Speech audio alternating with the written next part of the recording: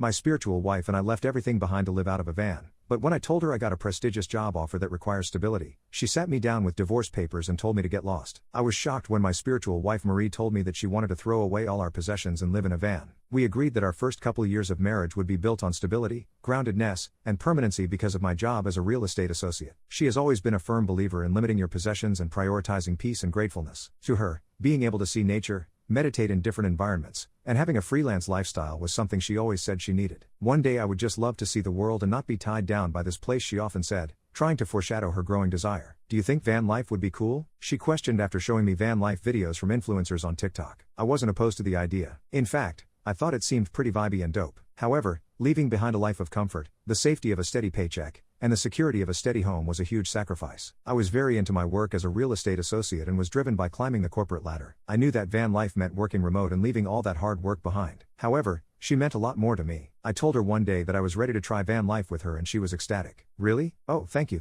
This is going to be so fun. Her happiness made me feel warm and fuzzy. Thankfully, my best friend who works with me was able to get me a remote job at my firm so I can live this new life with Marie. It meant making a lot less money, but at the expense of making my wife happy. I was okay with the change and took the leap of faith with her. Within a month of our van purchase and selling all our possessions, Marie and I hit the road. Van life was like a dream. We visited almost all the state parks in the United States and saw some of the most beautiful sights we've ever seen. Marie and I were able to spend a lot more time together because of our remote jobs, which meant a lot more intimacy and an increased appreciation for one another. It was easy for us to visit family because all we had to do was drive to see them, and all we had to pay for was gas and groceries. No rent, electricity bills, water bills, or anything. Just pure freedom. Every once in a while we had to shower at local gyms and clubhouses, but overall the experience was very fun and enlightening. The best part, however, was seeing how happy Marie was. Watching her meditate in the forests, channel her spirituality, and fit in so nicely with nature was a blessing. It really made me realize how much I love her. We were on the road for about a year and a half, and everything was beautiful until I got a message from my best friend. He told me about how the CEO at our firm is retiring and he's looking for someone to take his place. The only requirements were long time experience in the company and a very high work ethic. My friend told me I would be great for the job.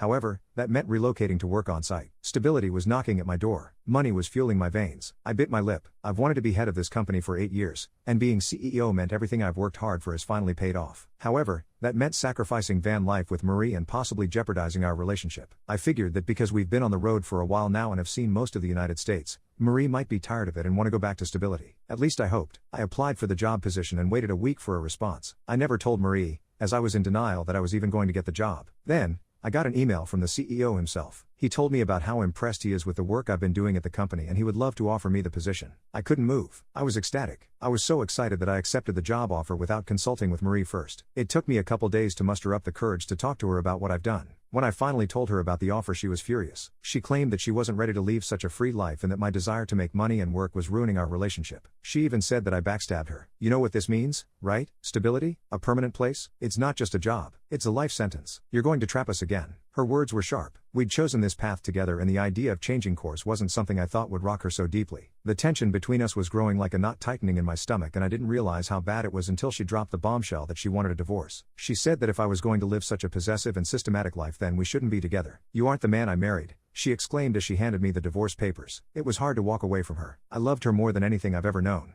But this job meant a lot more to me, and I knew that I had to make this sacrifice. I was heartbroken for weeks. However, the job was everything I could have asked for. And besides, I'm making major money now, which also tends to be a woman magnet. Let's just say there's plenty of fish in the sea, and Marie was one that was self-centered and didn't care about my aspirations at all. Van life aside, I'm glad I'm stable again and I've got a mansion and a new girlfriend to prove it.